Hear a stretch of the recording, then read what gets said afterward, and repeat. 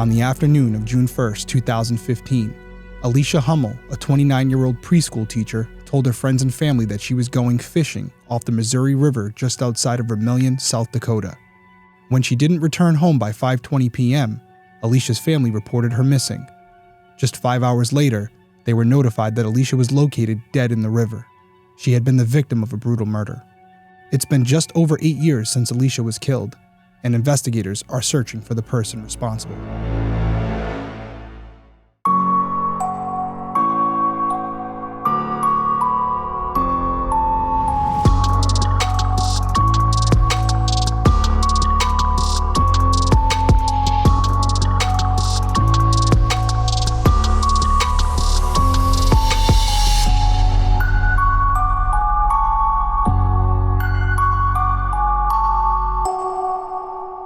Hey everyone, my name is Derrick Levasseur.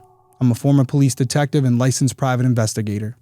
Each week I'll be covering an unsolved case in story format. Unfortunately, there's hundreds of thousands of unsolved cases out there, and I'm going to cover as many as I can, but I'll need your help to spread the word. We'll be covering everything from robbery to missing persons to murder. At the end of each episode, I'll give you my perspective on the investigation and provide contact information for the individuals or organizations connected to the case so that if you have any leads, you can contact them directly, and maybe together we can help solve some of these cases. All right, let's dive into it. Born on June 27, 1985, Alicia Marie Hummel was known for being loving, wonderful, and incredibly loyal to her friends and family. One friend told Dateline that Alicia was, quote, the definition of a best friend. She always made time for the people she loved, even when she may have needed their support more than they needed hers. Alicia was also known for her love of education. She was the type of person that could go to school forever and never grow tired of learning. Alicia attended South Dakota State University, where she was a member of the Color Guard and the Series fraternity. She graduated in 2009 with a bachelor's degree in multiple subjects. Not long after, she decided to enroll in the University of South Dakota, where she would graduate with another degree in 2012.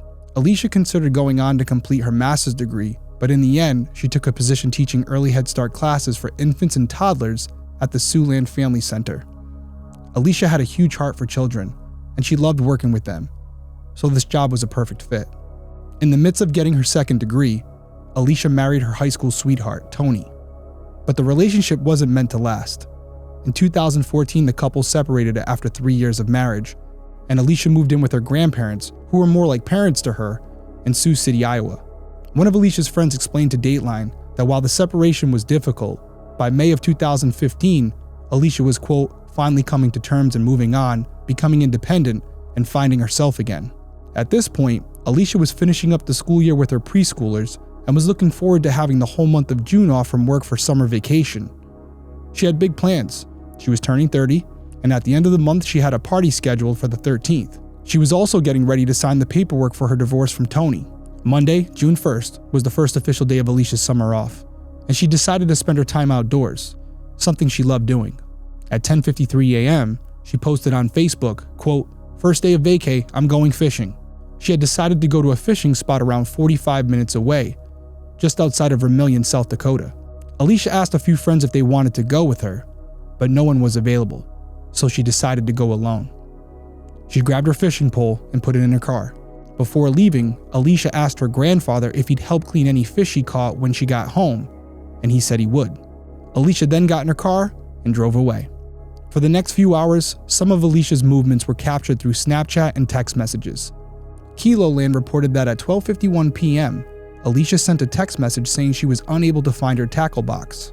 The exact time is unknown, but at one point we know that Alicia also sent a Snapchat with her pole sticking out of her sunroof and the caption, when your pole doesn't fit in your car. At 1:06 p.m., Alicia stopped and bought a fishing license at the Walmart in Vermillion. Then 13 minutes later at 1:19 p.m., she sent a text message about the man who sold her the license saying he hoped she, quote, caught a big one. Alicia then drove 12 miles to the Myron Grove boat ramp, a popular and isolated area along the Missouri River in rural Clay County, South Dakota. This area is so small that there are no staff members, just a game, fish, and parks employee who walks through and picks up trash. According to the Argus Leader, the only road in or out of the area forks left about 500 feet before the dock. One road goes off to private properties, while the other leads to the fishing spot. If you take the fork that leads to the ramp, you will immediately find a large parking lot that is used to park trucks and boat trailers. If you keep driving toward the ramp, you'll go through a wooded area and then you'll find a smaller parking lot that is located right before the ramp. In the summer, the trees in the wooded area are thick with leaves, making the dock area hidden from the bigger parking lot and the private residences nearby. Alicia parked in the lot closest to the dock and got out of her car. At 1:30 p.m., she sent a Snapchat of the dock with a caption that read, quote, "Finally, I've been waiting since fall." At 1:45 p.m., Alicia had texted a friend about how she had saw two people having sex in a car. She wrote, quote, "Apparently it's a nice day to get it on in a car at midday too, LMAO." She didn't mention anything about what the car or the people looked like. Hours passed, and there were no other texts or Snapchats from Alicia. Her friends and family grew concerned.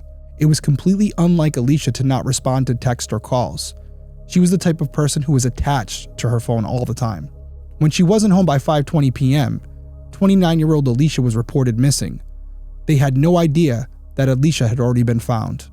At around 2:20 p.m., just 35 minutes after Alicia sent the text message about seeing people having sex, a Game Fish and Parks officer arrived at Myron Grove to clean up the area. As he was pulling up, a dark-colored sedan with tinted windows and a loud exhaust was driving away from the boat ramp. There were no other cars around, except for Alicia's. When the GFP officer got out and started cleaning up, he noticed Alicia's body in the water, near the dock. The GFP officer notified the Clay County Sheriff's Department, which responded to the scene. Investigators looked over Alicia's body and noticed that she had wounds to her neck and head. Her death definitely didn't seem like an accident. It looked like she had been the victim of a brutal murder. But investigators wouldn't know for sure until the autopsy could be conducted. Investigators looked inside Alicia's car, which had at least one window down. They found her car keys on the front seat, but her fishing pole, phone, and purse were nowhere to be found. Neither was whatever had been used to injure Alicia. The GFP officer who found Alicia's body went through rigorous questioning by law enforcement, during which he told investigators about the dark-colored sedan. Unfortunately, he wasn't able to identify the make and model of the vehicle. Investigators also spoke to a nearby resident who also reported seeing a dark sedan leaving the area, but again, they were unable to provide a detailed description. At around 10:30 p.m., police notified Alicia's family that she had been found dead. The following day, June 2nd, investigators searched the river and areas around it for evidence. Not a lot of detail has been released on exactly what they may or may not have found. Alicia's family later told Kiloland that investigators said they located a pair of shoes near the scene. The shoes resembled ones you may wear in a restaurant. The family claimed that the shoes were possibly taken off because the killer didn't want to get their shoes wet. From my knowledge, investigators have never commented on these shoes publicly, so we have no way of knowing how accurate this information is. Investigators also worked to figure out if Alicia was alone when she was fishing. They checked with her friends and family to see if anyone met her out at the river, but everyone investigators spoke to said they didn't. Alicia's loved ones mentioned that it wasn't out of the ordinary for her to do things by herself. She lived her life with a lot of, quote, spontaneity. She just went with things. When speaking to Alicia's family, investigators found out that she was going through a divorce, so naturally they wanted to talk to Alicia's ex, Tony.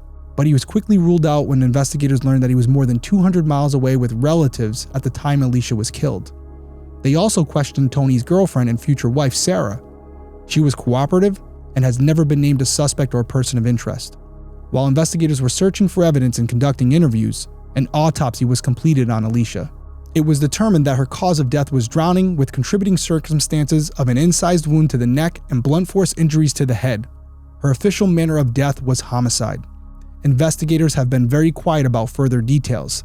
They have not said if Alicia was sexually assaulted before she was killed or what weapon was used to kill her. One of the things they have revealed is that they believe Alicia was murdered on the riverbank, which is around 10 to 15 feet from the water where she was found. Before the end of the day, Clay County Sheriff Andy Howe held a news conference in regards to Alicia's death. Howe told the public that they were currently following up on leads and it would be, quote, premature to say they had a suspect. He did, however, confirm that Alicia's soon-to-be ex-husband, Tony, was not a suspect. Howe announced that the authorities were searching for a dark-colored sedan with tinted windows and a loud exhaust system. He said the people in the car were not necessarily suspects, but authorities wanted to speak to them to find out if they saw anything suspicious. Howe asked that anyone who was present at the Myron Grove boat dock on June 1st or had any information regarding the black sedan to come forward. On June 9th, Alicia's funeral was held in Sioux City. She had to be dressed in long sleeves in order to cover the bruises on her hands and arms. She also had a broken finger. These injuries led Alicia's family and friends to believe that she fought back against her attacker and was possibly trying to hold on to her phone, which led to her broken finger. That day, Sheriff Hummel gave an update to the media about where the case was. He said investigators had collected several pieces of evidence from the scene, which were still being processed at the state crime lab. Hummel said they had to find Alicia's phone and that leads were not coming in as frequently as he had hoped. He promised that every single tip would be followed up on. On June 24th, Sheriff Andy Hummel said authorities didn't have any suspects in the case, but they were checking Alicia's phone records, looking into suspicious vehicles, and investigating tips from the public. Hummel again confirmed that Tony was not a suspect. For the next few months, there was very little media coverage of Alicia's murder. On August 30th, Alicia's loved ones hosted a benefit to bring awareness to Alicia's case and raise money to help her family with expenses related to her death. Sheriff Hummel told the Sioux City Journal that authorities were working the case every single day, but there were still no suspects. He explained that they would like to solve the case quickly, but they needed to take their time to, quote, ensure a successful prosecution. Hummel revealed that leads were coming in, and lab results from evidence were starting to come back as well. He wouldn't say if any of the results pointed the investigation in a specific direction. Hummel also said that they were still looking through Alicia's phone records, which was, quote, labor-intensive. Just over 2 weeks later, on September 14th, Sheriff Hummel told the Associated Press that while the case was still active, he needed people to call in with tips. He mentioned that although some leads were repetitive, he wanted people to share any information they had without assuming that the department was already aware of it. Hummel said they didn't have any specific suspect, but they were, quote, paying a lot of attention to several people as potential suspects. The next update didn't come until December 2nd, when the Attorney General's office announced a $5,000 reward for the 6-month anniversary. Still, no solid tips were called in. Media coverage for Alicia's death continued to dwindle, so Alicia's two closest friends started a Facebook page called Fighting for Alicia Hummel, which they used to raise awareness for her case. For the 1-year anniversary of Alicia's murder on June 1st, 2016, Sheriff Hummel provided an update. He told the Sioux City Journal, quote, "We are following up on a lot of tips and leads that are pointed at certain people. It's something we're working on so often, it's still an active case." He said that at this point, lab testing on the evidence was finished. However, he wouldn't comment on what the testing revealed. He did say that the FBI was helping with profiling DNA evidence and compelling psychological profiles. The exact date is unknown, but at some point around the 1-year anniversary, college students found Alicia's purse on the above-water sandbar located on the Missouri River. Her cash and credit cards were still inside, but her cell phone wasn't there. No further details about what, if anything, these items revealed to investigators have been released. For the next 2 years, there was little media coverage of Alicia's case. In June 2018, Sheriff Hummel again gave an update. He said they were still looking for new leads, sending evidence to the lab, and investigating several suspects. Hummel also announced that no one had come forward to say they were at Myron Grove on the day Alicia was killed. Hummel said he couldn't explain that. He felt like the dock should have been a busy area on June 1st.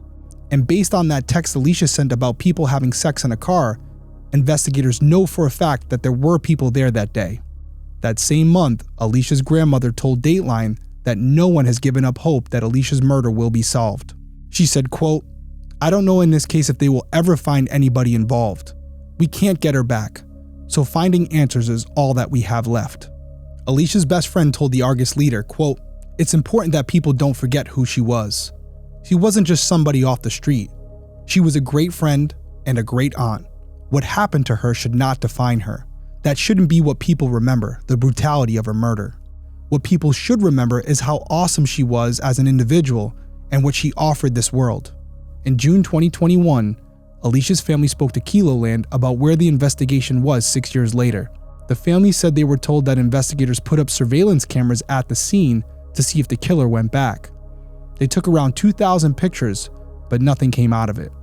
The family also said that they have not seen Alicia's autopsy report. Investigators won't release it because it may contain information only the killer would know. When Keloland spoke to Sheriff Hummel, he said investigators know what the murder weapon is, but he would not elaborate further. He said that despite the extreme brutality of the murder, there were no additional clues suggesting that Alicia's killing was carried out by someone she knew. It appeared that she was murdered by a stranger, and that her murder was a crime of opportunity. Hummel stated, quote, "There are people we have not ruled out. We do have suspects, but we don't have a case. Howe added that they have a lot of evidence and ideally they could match DNA. 6 months later, in December of 2021, Sheriff Howe spoke to Inform and revealed that new evidence had provided hope that justice could be coming soon. That new evidence was Alicia's phone, which was found at the boat dock. Howe wouldn't explain how or when the phone was found or if any evidence was recovered from it, but it was still big news for the case. Howe stated that he and his team of investigators were still actively working to solve this case. He said whenever new technology becomes available, he tries to use it to test all of the evidence they have gathered over the years. He emphasized that his objective is to not only apprehend the perpetrator, but also ensure a successful prosecution. Howe said that he was still optimistic about the investigation, noting that it remained active and there were still leads to pursue. The last update we have for this case came on June 1st, 2023, the 8-year anniversary of Alicia's murder. Sheriff Howe told Keloland that there are no updates, but the case is still being investigated. He added that investigators meet regularly with the South Dakota Division of Criminal Investigation to review the case. Howe said, quote, "I continue to encourage people to share any information they can provide. The case is still active in our minds here and actively discussed. Everyone here is hopeful to see a successful investigation and prosecution of the case, and I'm optimistic we'll get there." Okay, so that's where we are in this case, and this is the time where now I'm going to give you my detective perspective. It's not going to be elaborate, but it's going to be some things that I want to point out to you that maybe you can think a little bit more about now after hearing the case. So first off, I know we have to go to the obvious.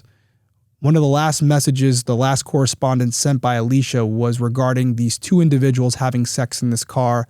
We don't even know if it was the black sedan that multiple people had reported seeing, although that's the only vehicle anyone has ever seen. But let's, for the sake of this conversation, say that it is. There's a couple things that can be going on here. First off, the obvious. Did Alicia witness something with these two individuals that she wasn't supposed to see? They noticed her.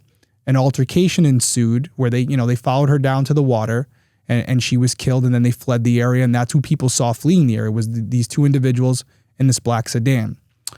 There's also another situation here that you have to think about. There's a possibility that the people she saw having sex in one car was not the same as this black sedan. So there may be another individual, maybe someone by themselves, maybe the killer who is in this black sedan. I will say this, it's at minimum interesting that after all these years, the people who were having sex down at the beach, who may be the people in the black car or the person driving the car who was not the couple, no one has ever come forward.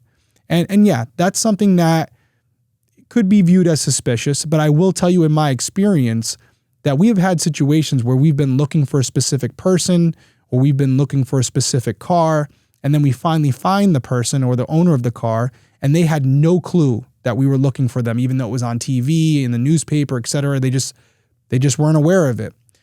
There's also a possibility that if the couple that was having sex in this black sedan, if they're aware that police want to speak with them, they're potentially not coming forward because maybe they weren't supposed to be there together doing what they were doing, if you know what I mean. And maybe they feel like there's some ramifications if they do for their own families, right? If they're not supposed to be together, maybe they're both married, that could be a potential reason why they're not coming forward. You have to ask yourself, if this couple was a young couple, I can understand it, but if it's an older couple, why are they having sex in the middle of a public area? But that's the two people having sex, and that's the car. And I know that's where a lot of people go with this case, and I understand it. You should. It's something to think about. But I also want to point out the area itself, okay? It's very secluded, it's wooded, and there's property surrounding the area.